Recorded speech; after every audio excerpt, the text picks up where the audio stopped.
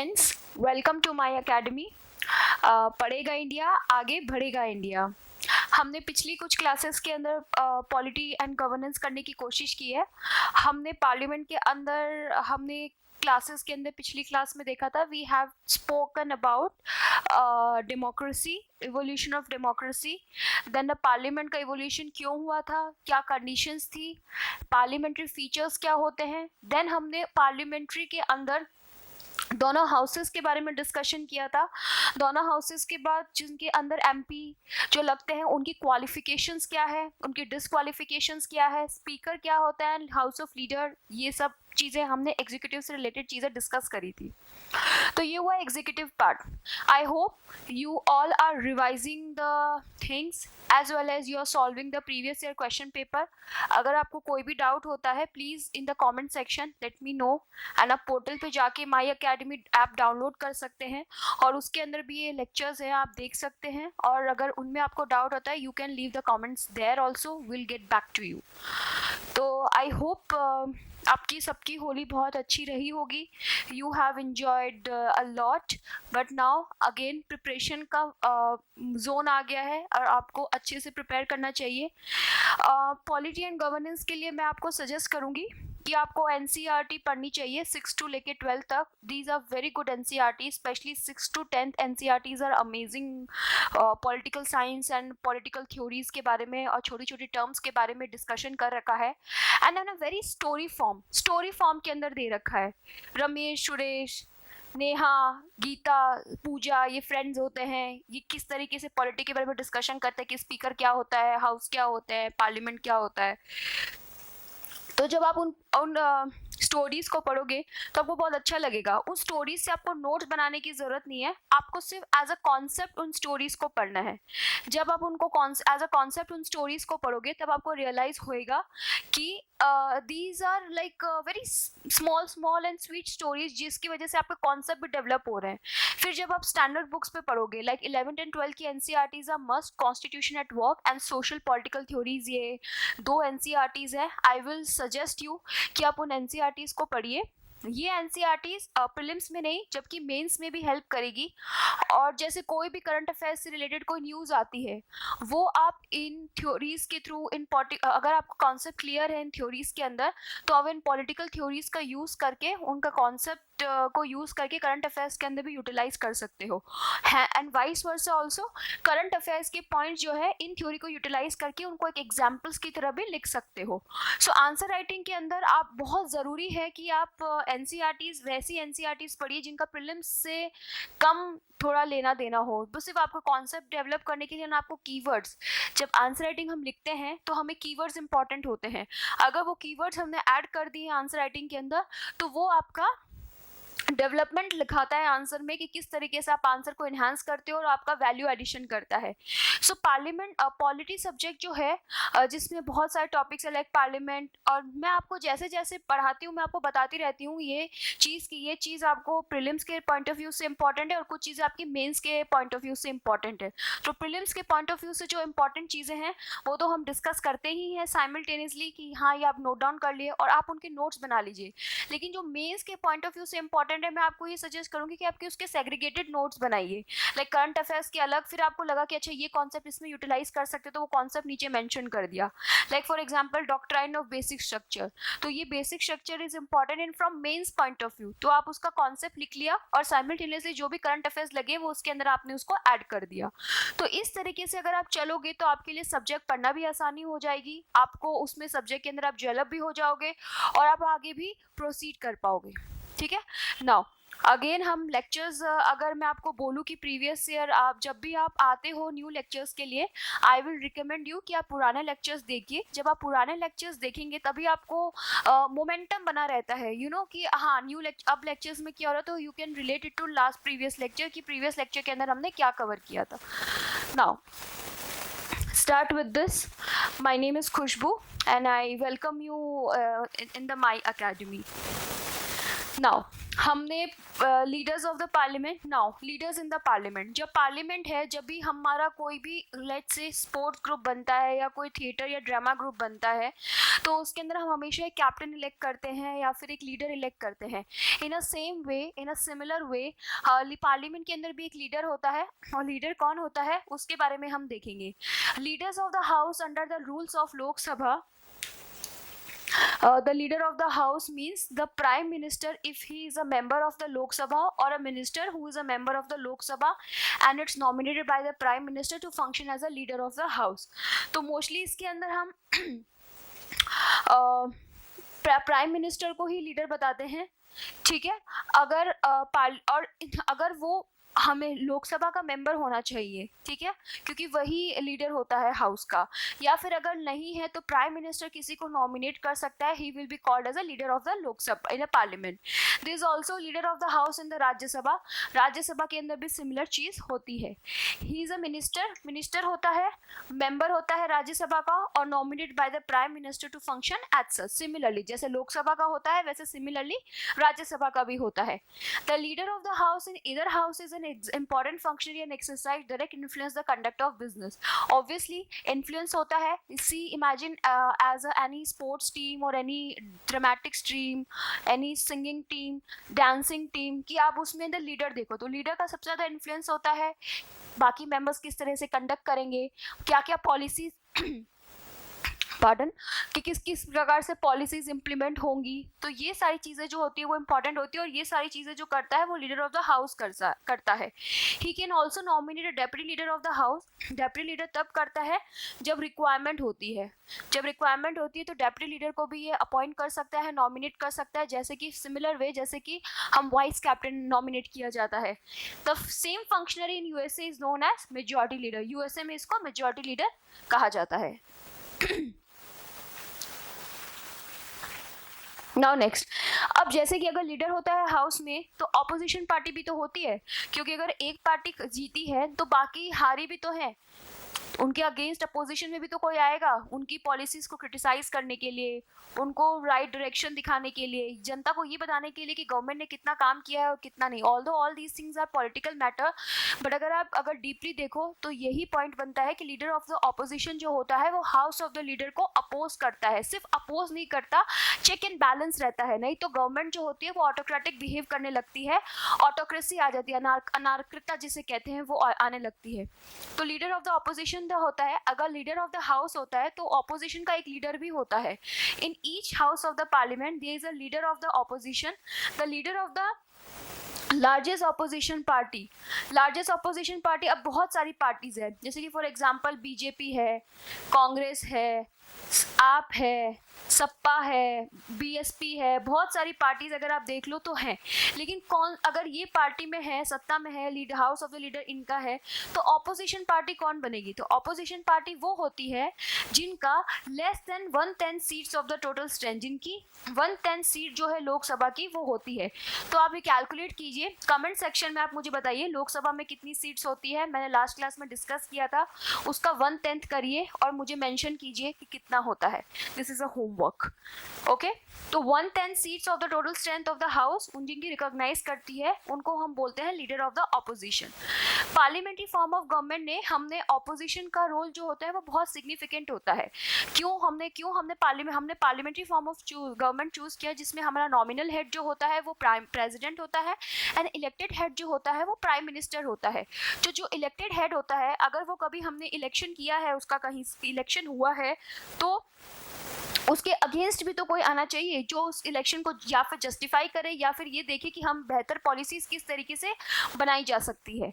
तो इसलिए वहाँ पे एक अपोजिशन का एक रोल होना बहुत ज़रूरी है, जो कि एक सिग्निफिकेंट रोल प्ले करता है। इसका फंक्शन जो होता है वो ये होता है कि कंस्ट्रक्टिव क्रिटिसिज्म। कंस्ट्रक्टिव क्रिटिसिज्म का मतलब ये नहीं होता है कि प्राइम मिनिस्टर जो लीडर ऑफ द हाउस होता है उसको सिर्फ नेगेटिव चीज़ें बताई जाए कि आपने ये नहीं किया, ये नहीं, बट उनको ये बताया जाए कि इस तरीके से भी किया जा सकता था, एक दूसरा ऑल्टरनेटिव देना कि इस तरीके से भी पॉलिसी इंप्लीमेंट की जा सकती थी, फ्रेम की जा सकती थी, इतना अमाउंट जो है वो इसको सैंक्शन किया जा सकता था। तो constructive criticism is very important. अगर कंस्ट्रक्टिव क्रिटिसिज्म होएगा तभी तो government will work in a proper functionary way, proper तरीके से फंक्शन कर पाएगी। And it provide an alternative government. Alternative का गवर्नमेंट होता है कि गवर्नमेंट को रिस्पॉन्सिबिलिटी होती है, government is answerable to the people कि इस तरीके से काम किया जाना चाहिए। Now next, leader of the opposition में देखिए, नेक्स्ट है the British political party system has a unique institution called the shadow cabinet. हमारे सिमिलरली हमारे यहाँ पे तो लीडर ऑफ ऑपोजिशन कहा जाता है, लेकिन ब्रिटेन में इसको क्या कहा जाता है, शैडो कैबिनेट भी कहा जाता है। ये फॉर्म होता है by the opposition party to balance the ruling cabinet and to prepare its member for future minister office. इसको ये प्रिपेयर किया जाता है कि अगर अभी आप ऑपोजिशन हो तो आपको फ्यूचर में मिनिस्टर मिलेगा। इसमें शैडो कैबिनेट में almost every member in the ruling cabinet is shadowed by the corresponding member in the opposition. For example, ये ruling member है तो इसका एक opposition member होगा। ये इनको हम alternate cabinet भी कहा जाता है, ठीक है, क्योंकि इनको फ्यूचर में मिनिस्टर के लिए प्रिपेयर किया जाता है। लेट्स से अगर वो पार्टी, जैसे मान लो लेबर पार्टी अगर पार्टी में है लेकिन बाद में कंजर्वेटिव पार्टी आ गई, तो उनके मिनिस्टर किस तरीके से काम करेंगे और किस तरीके से सीखेंगे, ये ब्रिटेन में किया जाता है। दैट इज वाई ये कोटेशन आप मेंस के अंदर यूटिलाइज कर सकते हो, please note it down. That is why Jennings describe the leader of opposition as the alternative prime minister. He enjoys the status of a minister and it's paid by the government. So this is also important. Please आप इसको statement को note down कर सकते हैं, because आप ये ऐसे writing के अंदर, अपनी एथिक्स के अंदर एंड अपने पॉलिटी एंड गवर्नेंस GS2 के अंदर यूटिलाइज कर सकते हैं। Okay, next, whip. विप क्या होता है? जब भी कोई पार्टी ऑपोजिशन और हमने रूलिंग पार्टी के बारे में डिस्कस किया ना, विप क्या होता है, कोई भी पॉलिटिकल पार्टी हो, चाहे वो रूलिंग हो या ऑपोजिशन हो, इसका खुद का एक विप होता है ना। विप का मतलब क्या होता है, ये पॉलिटिकल पार्टी अपॉइंट करती है जो कि असिस्टेंट फ्लोर लीडर की तरह काम करता है। असिस्टेंट फ्लोर लीडर का मतलब होता है कि उसको बहुत सारी रिस्पॉन्सिबिलिटी दी जाती है कि कोई भी अगर इशू चल रहा है, जैसे कि फॉर एग्जांपल अगर हमें कहीं वो हमारे टीम के बीच में कुछ डिसाइड हुआ है कि आज हम मिलेंगे, एक इंपॉर्टेंट चीज़ पे डिस्कशन करना है, लेट्स से स्पोर्ट्स के बारे में डिस्कस करना है। स्पोर्ट्स टीम मिल रही है कि वहाँ पे किट देना चाहिए कि नहीं देना चाहिए, स्पोर्ट्स किट खुद का होना चाहिए या इंस्टीट्यूशन देगा। तो लीडर जो होता है वो भी आते हैं, ऑपोजिशन कॉलेज में जो होता है वो भी आता है, लेकिन उन सबका एक अलग अलग से एक विप भी, एक फ्लोर लीडर भी, असिस्टेंट जो होता है उनको दिखाया जाता है। वो देखते हैं कि मेंबर जो है वो कहीं आपकी दगाबाजी तो नहीं कर रहे हैं, जो आप बोल रहे हो उनको सहमत तो हो रही हैं जब मीटिंग हो रही है, उनका बिहेवियर कैसा है, उनका कंडक्ट कैसा है, तो दैट इज कॉल्ड विप, ठीक है। So he is charge with the responsibility of ensuring the attendance of his party members in the large number and securing their support in favour और of against a particular issue. So I hope you get it. ये regulate करता है, जैसे कि आज सच बचा है, conduct, business कैसे कंडक्ट करे हैं, वे ऑफ कंडक्ट कैसा है, बिहेवियर कैसा है, उस चीज़ को ये रेगुलेट करता है। So he regulates and monitor their behaviour in the parliament. The members are suppose to follow the directives given by the whip, otherwise disciplinary action can be taken. अगर व्हिप ने ये बोल दिया कि इसने कंडक्ट ठीक से नहीं रखा तो उस मेंबर, पार्टी मेंबर के अगेंस्ट डिसिप्लिनरी एक्शन ले लिया जाता है। नाउ नेक्स्ट, अब हमने पार्लियामेंट के बारे में बात कर ली कि लीडर क्या होता है, ऑपोजिशन क्या होता है। Now it's time to discuss the sessions, कि पार्लियामेंट में सेशन, क्या पार्लियामेंट 12 महीने काम करता है, हमें ये देखने की ज़रूरत है। क्या सेशंस होते हैं, बजट कब आता है, नॉर्मल सेशंस कब होते हैं, तो अब हम इसके बारे में डिस्कस करेंगे। Now sessions of the parliament, इसके अंदर हम देखेंगे समनिंग। आप ये वर्ड काफ़ी न्यूज़पेपर में पढ़ोगे कि प्रेसिडेंट समन द हाउस। तो समन का मतलब क्या होता है, रिजोल्यूशन कभी पार्टी हो जाता है तो डिसोल्यूशन का मतलब क्या होता है, लोकसभा समाप्त हुई, एडजॉर्नमेंट मोशन, ये सारी चीज़ें अब हम जो है वो धीरे धीरे मिसलेनियस टॉपिक्स हैं जो धीरे धीरे डिस्कस करेंगे। ये टर्म्स आप डेली न्यूज़पेपर में पढ़ते हो, बट कई बार हमें समझ ही नहीं आता है ये टर्म्स की ये बोलना क्या चाह रहा है, एग्जैक्टली हुआ क्या है, जिसकी वजह से हम करंट अफेयर्स जो पॉलिटी से रिलेटेड होते हैं वो नहीं समझ पाते हैं। ठीक है, तो समनिंग का मतलब होता है बुलाना। तो president from time to time summon the each house of parliament to meet. अब पार्लियामेंट के दो हाउसेज हैं, इतने सारे मेंबर्स होते हैं, इतने सारे एमपीज होते हैं, तो वो कब मिलेंगे और कौन बुलाएगा उन्हें मिलने के लिए? तो प्रेसिडेंट जो होता है वो समन करता है, बुलाता है जब दोनों हाउसेज जो पार्लियामेंट के होते हैं उनको प्रेजेंट होना ज़रूरी होता है। तो मैक्सिमम गैप जो होता है कोई भी सेशन के बीच में वो 6 मंथ से ज़्यादा नहीं हो सकता है। अगर 6 मंथ से ज़्यादा गैप होता है तो इश्यू हो जाता है। तो 6 मंथ का ही गैप होना चाहिए समन के अंदर। ठीक है, तो 6 मंथ्स के बीच में पार्लियामेंट जो प्रेसिडेंट जो है वो समन करता है दोनों हाउसेस को और दोनों हाउस जो है वो मिलते हैं। ठीक है, इसका मतलब ये होता है कि पार्लियामेंट को एटलीस्ट साल के अंदर 2 बार मिलना चाहिए। ठीक है, और लेकिन यहाँ पे यूजुअली 3 सेशन होते हैं। कौन कौन से सेशन होते हैं आप वो देख लीजिए। बजट सेशन होता है February to May, monsoon session होता है July to September, and winter session होता है नवंबर टू दिसंबर। तो मतलब जून ऑफ होता है, अक्टूबर ऑफ होता है। ठीक है, बाकी ये सेशंस चलते रहते हैं।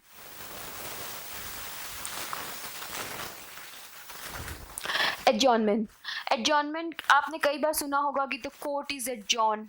What is that, does it mean? तो सिमिलरली पार्लियामेंट के में भी होता है एडजॉर्नमेंट मोशन। एडजॉर्नमेंट क्या होता है? A session of the parliament consist of many meeting. Obviously अगर 3 महीने बजट सेशन चल रहा है तो बहुत सारी मीटिंग हुई होंगी, तभी मीटिंग होती है, मिनिस्टर अपनी बात रखते हैं, कोई पॉलिसीज पास होती है, क्या क्या बजट सैंक्शन होता है या क्या क्या चीज़ें डिस्कस होती है, ये सारी चीज़ें जो पार्लियामेंट के अंदर होता है। और इसमें सेशन से होने से पहले कई बार मीटिंग्स भी होती है, पार्लियामेंट मीटिंग करता है। Each the meeting of the day consist of 2 sitting. 2 sitting होती है, एक तो होती है मॉर्निंग 11 to 1 और एक होती है पोस्ट लंच 2 to 6। ये सिर्फ मैंने आपको जनरल इसके लिए बताया ताकि आपको इंफॉर्मेशन रहे। These are not important from prelims point of view. A sitting of parliament can be terminated by adjournment और adjournment sine die और prorogation और dissolution। dissolution तब होता है लोकसभा के केस में। बाकी जैसे कि पार्लियामेंट की सिटिंग जो होती है वो टर्मिनेट कर दी, जैसे बोला जाता है the court is adjourn for the day.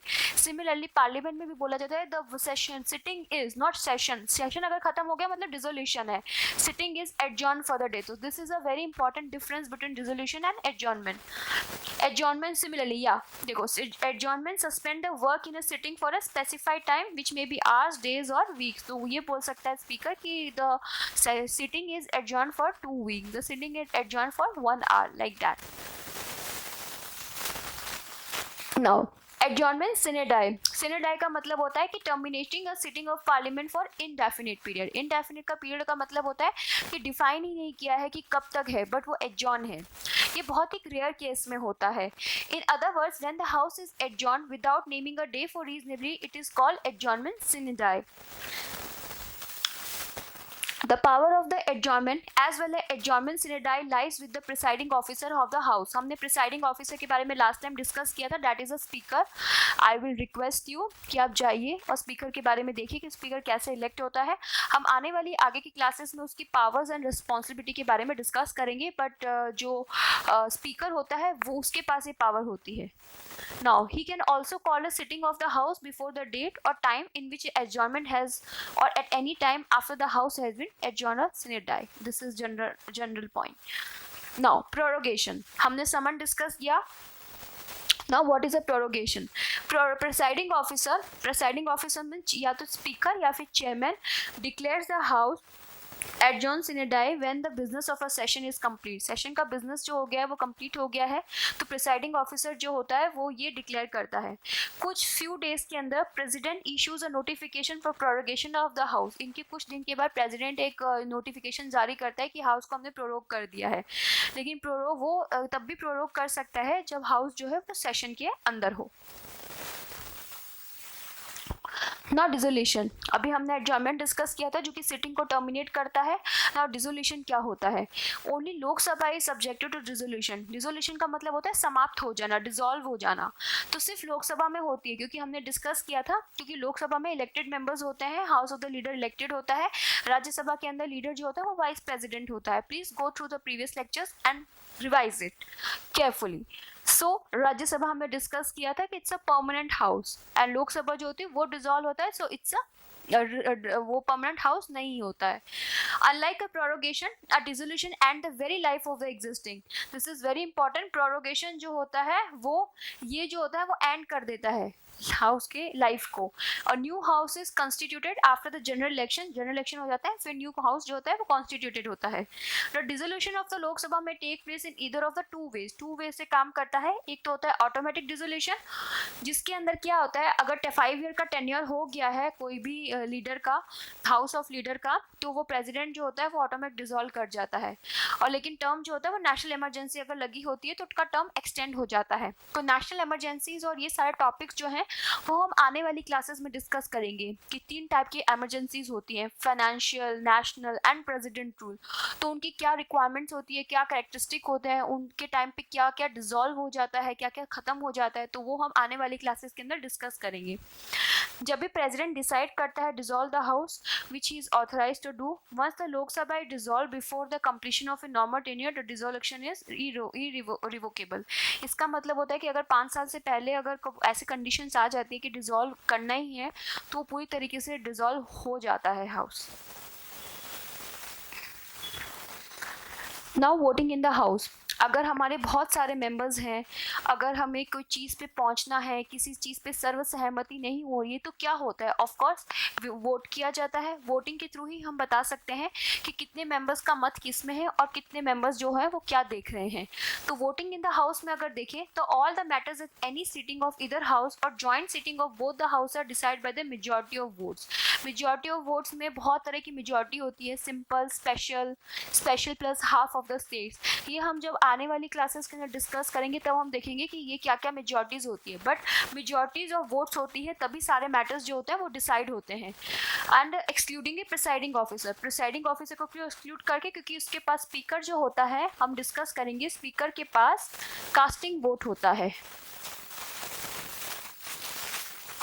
Casting vote का मतलब होता है कि सबने veto time kind of veto, कि अगर एक हाउस इतने लोगों ने इतने इस चीज़ को दिया है, अगर वोट इतने लोगों ने इस पे दिया है, तो स्पीकर पे डिपेंड करता है कि वो किसी भी तरीके से मतलब अपना वोट किसी को भी दे सकता है। उसका वोट इम्पॉर्टेंट होता है। अगर किसी पार्टी में किसी इशू को 10 वोट मिले हैं, इसको भी 10 वोट मिले हैं, तो स्पीकर के पास वो वीटो पावर है कि वो अपना वोट कास्ट करे तब in that case. Only few matters which are specified mentioned in the constitution, like a impeachment of the president, amendment of the constitution, removal of the presiding officer of the parliament and so on, require the special majority. Special majority क्या होती है वो हम discuss करेंगे आने वाली कुछ classes में, ठीक है। 2/3 members of present and voting होती है। तो ये क्या होती है हम आने वाली क्लासेस के अंदर डिस्कस करेंगे। तब तक आप सिर्फ ये फैक्टल पॉइंट है वो याद रखिए, नॉर्मल पॉइंट, कि वोटिंग किस तरीके से होती है। अगर आप लिखना चाहते हैं you can note it down, you can pause the video and आप लिख सकते हैं। No moving forward, languages in the parliament, कि पार्लियामेंट के अंदर किस तरीके की लैंग्वेज यूज की जाएगी।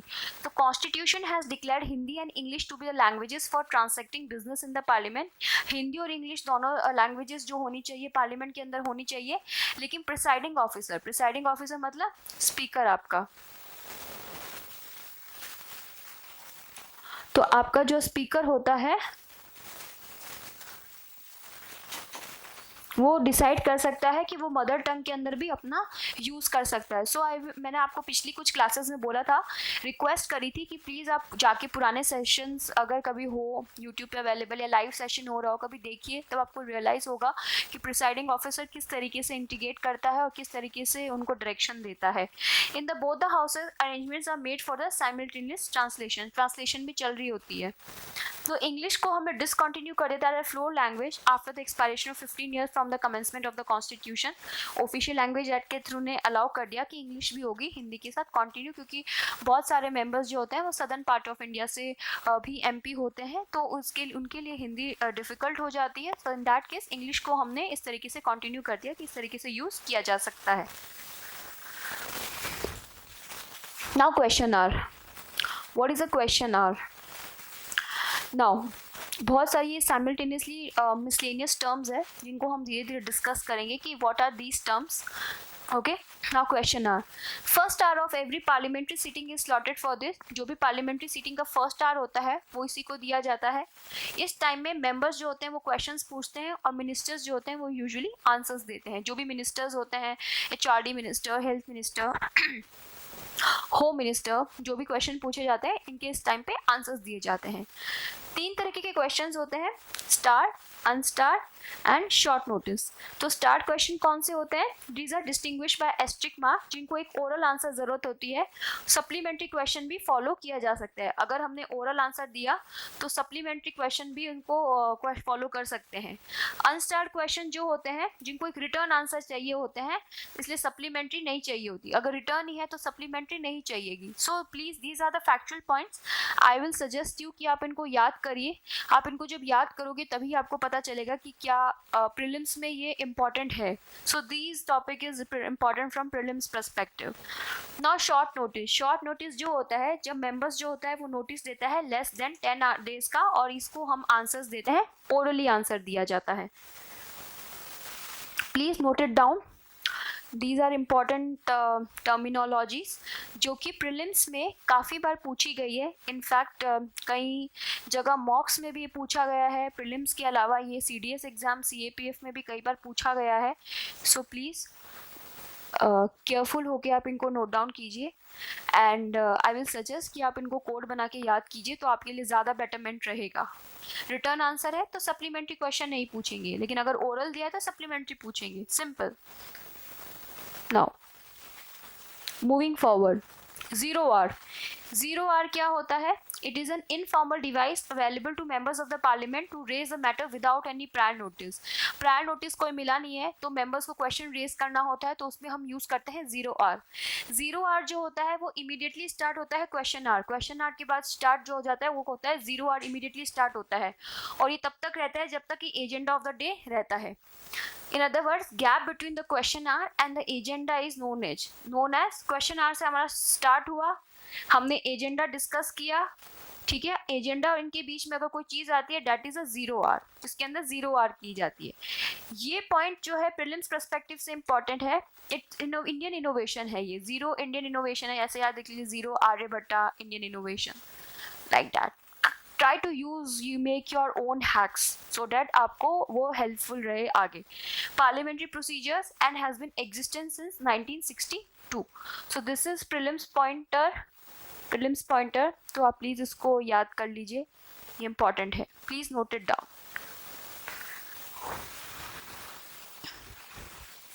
Now motions, will discuss motions.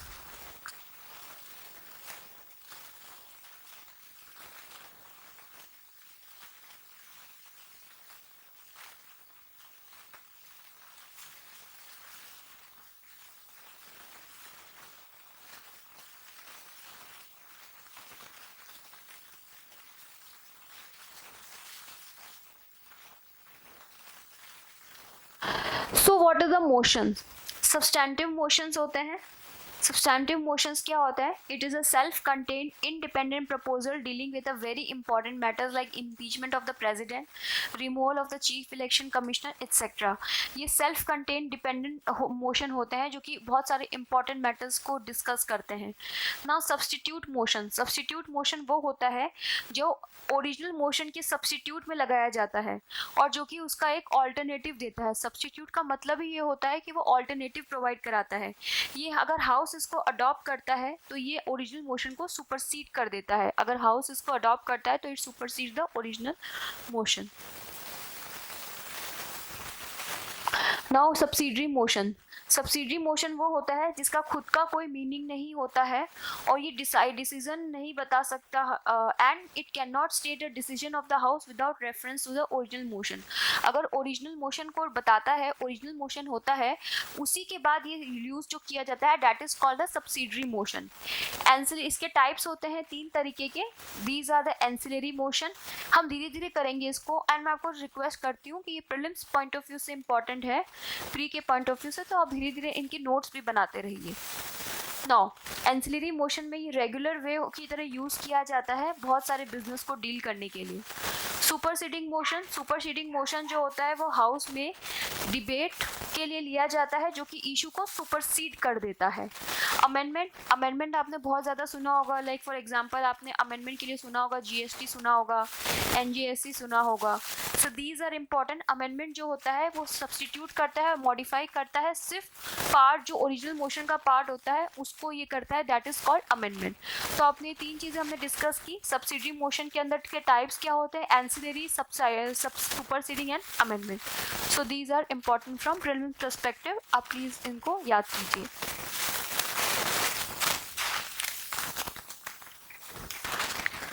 Now next, closure motion. ये मोशन जो होता है वो मेंबर करते हैं इसलिए डिबेट को कट शॉर्ट करने के लिए, कि डिबेट को चल रहा है उसको कट शॉर्ट करने के लिए क्लोजर।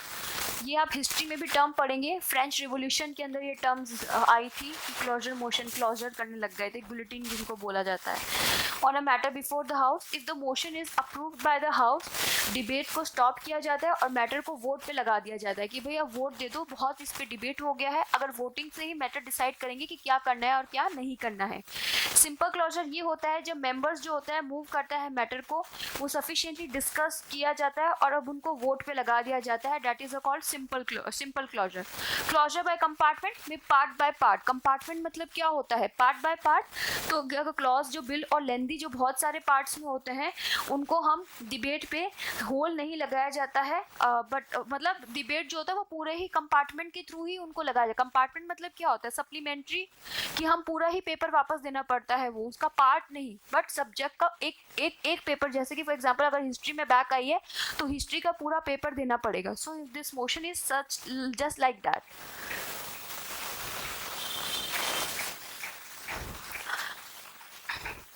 नो कंगारू क्लोजर, इसमें सिर्फ इम्पॉर्टेंट मैटर्स, इम्पॉर्टेंट जो चीज़ें होती है वो ही ली जाती है, डिबेट किया जाता है और वोटिंग की जाती है। लेकिन वोटिंग को मोस्टली इसमें हाँ पास स्किप कर देते हैं कि इंपॉर्टेंट मैटर ले चुके हैं तो अब डायरेक्टली इनको पास कर दिए जाते हैं। तो कंगारू क्लोजर ये होता है। गुलेटिन वो होता है जिसमें अनडिस्कस क्लॉज जो होते हैं बिल के, उनको वोट पे दी जाती है और डिस्कस किया जाता है due to want of time. So इनको हम कहते हैं गुलेटिन क्लोजर, जिसके अंदर अनडिस्कस पार्ट जो होते हैं बिल के उनको वोट पे दिया जाता है, that is called guillotine. Privilege motion, ये अभी न्यूज़ में था राजस्थान गवर्नमेंट को लेके, सो मैं इसके बारे में कभी डिस्कस करूँगी जब हम करंट अफेयर्स पढ़ेंगे। प्रिविलेज मोशन यूज़ किया गया था जिसके अंदर बोला गया था कि अगर ब्रीच ऑफ पार्लियामेंट्री प्रिविलेजेस अगर होती हैं देन इसको प्रिविलेज मोशन लेके आया जाता है, क्योंकि बहुत सारे मिनिस्टर्स जो होते हैं उनको बहुत सारी पार्लियामेंट्री प्रिविलेजेस होती हैं, बहुत तरह के की प्रिविलेजेस होती हैं, सिविल क्रिमिनल केसेस में, सिविल केसेस में और ओवरऑल।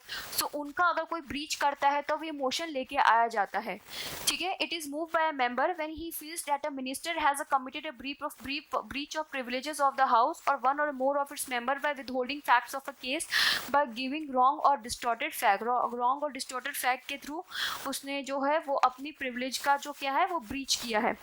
इसका पर्पस होता है to sensor the concern minister को सेंसर करना होता है, मतलब रिमूव करना होता है या हटाना होता है, तो ये मोशन लेके आया जाता है।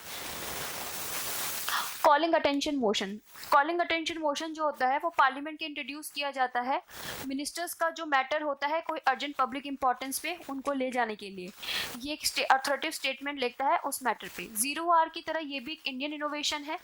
ये प्रीलिम्स पॉइंट ऑफ व्यू से इंपॉर्टेंट है कि जिस तरीके से 0R इंडियन इनोवेशन है वैसे ही कॉलिंग अटेंशन मोशन जो होता है वो भी इंडियन इनोवेशन है। So please make a note of that, this is a important point from prelims perspective. ये एग्जिस्टेंस है 1954 से और उसका एग्जिस्टेंस था 1962 से। सो दिस इज ऑल्सो इम्पॉर्टेंट, क्योंकि कई बार स्टेटमेंट के अंदर उल्टा फर्क करके ये पूछ लिया जाता है। 0R की तरह unlike it is mention in the rules of procedure, तो ये एक इंपॉर्टेंट पॉइंट हो गया, रूल्स ऑफ प्रोसीजर के अंदर मेंशन है। So these are factual point और मिसलेनियस टॉपिक है जो कि आप कवर करोगे। नाउ एडजॉर्नमेंट मोशन, पहले हमने एक एडजॉर्नमेंट के बारे में बात की थी। नाउ अगर मोशन को अगर लेके जाया जाए तो किस तरीके से होता है adjournment motion. It is introduce in the parliament, ये पार्लियामेंट के अंदर इंट्रोड्यूस किया गया है to draw the attention of the house of a definite matter of public importance and the need the support of 50 members. अगर 50 members इसका support कर देते हैं तो ये मोशन जो होता है वो पार्लियामेंट के अंदर पास कर दिया जाता है, that is an adjournment motion. ये इंटरप्ट करता है नॉर्मल बिजनेस को, हाउस को, इसलिए इसको हम एक्स्ट्रा ऑर्डिनरी डिवाइस भी बोलते हैं, क्योंकि हाउस की जो सिटिंग होती है उनको इंटरप्ट करता है। ये इन्वॉल्व करता है सेंशर अगेंस्ट द गवर्नमेंट। राज्यसभा सेंशर मतलब कि हटाना गवर्नमेंट को, तो जो टेम्पररी हाउस होगा वही हटेगा, परमानेंट हाउस कभी हट नहीं सकता है, ठीक है। तो राज्यसभा इसका यूज नहीं कर सकती है।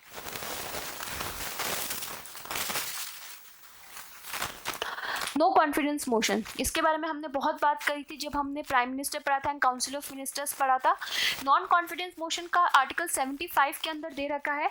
ये बोलता है कि council of ministers shall be collectively responsible. This question has been asked in the prelims. Council of minister are responsible collectively to home, तो लोकसभा को होते हैं, ये ध्यान रखना। They are individual responsible as well to prime minister, but collectively Lok Sabha को responsible होता है। इसका मतलब होता है कि मिनिस्ट्री ऑफिस में तभी रहता है जब तक वो कॉन्फिडेंस इंजॉय करता है majority of the members of the Lok Sabha. इस अदर वर्ड्स में लोकसभा जो होता है वो मिनिस्टर्स को रिमूव कर सकता है नॉन कॉन्फिडेंस मोशन पास करके। मोशन को है 50 मेंबर्स का इसमें एटलीस्ट एडमिट होना चाहिए। अगर 50 मेंबर्स इसमें एटलीस्ट एडमिट होते हैं तो ये मोशन जो होता है वो पास कर दिया जाता है। कॉन्फिडेंस मोशन, कॉन्फिडेंस क्वेश्चन जो होता है वो न्यू पार्लियामेंट्री प्रोसीजरल डिवाइस है, जो कि बहुत सारी इमरजेंसी सिचुएशंस होती है जिनकी वजह से हंग पार्लियामेंट बन गया, यानी कि कोई भी लीडर ही नहीं है, माइनॉरिटी गवर्नेंस बन गई या कोलिशन गवर्नमेंट, यानी कि बहुत सारी दो या दो से अधिक पार्टीज मिलकर अगर गवर्नमेंट फॉर्म करते हैं, that is a coalition government. Government जो होती है वो फॉर्म होती है विद कुछ थोड़ी सी मार्जिन से, मेजॉरिटी से, जिसको प्रेसिडेंट अपनी बुलाता है हाउस के अंदर और बोलता है कि प्लीज अपनी मेजॉरिटी प्रूव करो। जो मेजॉरिटी प्रूव की जाती है तो जो मोशन लेके आया जाता है that is called confidence motion. Confidence का मतलब है कि मेजॉरिटी प्रूव करो, गिव कॉन्फिडेंस कि हाँ आप सरकार बना पाओगे, वर्क कर पाओगे। The government of the day sometimes on its own seeks to prove its majority by moving a motion of the confidence and winning the confidence of the house. The same way कि confidence अपना prove करो। अगर confidence motion negative होता है तो falls of the obviously government का fall हो जाएगा एंड उसको एक नॉन तरीके का नॉन कॉन्फिडेंस मोशन ही बोला जाएगा। नाउ मोशन ऑफ थैंक्स, ये हमेशा फर्स्ट सेशन में जनरल इलेक्शन के टाइम पे और जब हाउस का फिस्कल ईयर होता है लाइक बजट से पहले, तब ये प्रेसिडेंट इसको करता है एड्रेस। इसके अंदर प्रेसिडेंट ये आउटलाइन रखता है कि क्या क्या पॉलिसीज होनी चाहिए। या पीआईबी पे न्यूज़ आती है तो आप उस पर आप देख सकते हो कि पीआईबी पे ये लिखा होता है कि प्रेसिडेंट ने मोशन ऑफ थैंक्स दिया तो क्या क्या उसके अंदर डिस्कशन किया, ठीक है। ये प्रेसिडेंट अपनी पॉलिसीज और प्रोग्राम्स का आउटलाइन करता है, इंश्योर करता है। अगर ये एड्रेस जो होता है प्रेसिडेंट को, वो speech from the throne in Britain से लिया गया है, जो कि डिस्कस होता है both the house in the parliament, so as it is called motion of thanks. This is a very informal thing, लेकिन फॉर्मली होती है। अगर मोशन ऑफ थैंक्स नहीं देता है इसका मतलब गवर्नमेंट का डिसोल्यूशन हो जाता है।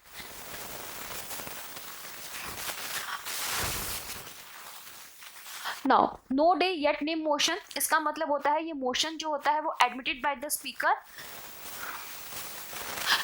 हाँ, मोशन ऑफ थैंक्स के अंदर एक और चीज है, at the end of the discussion the motion is put to vote.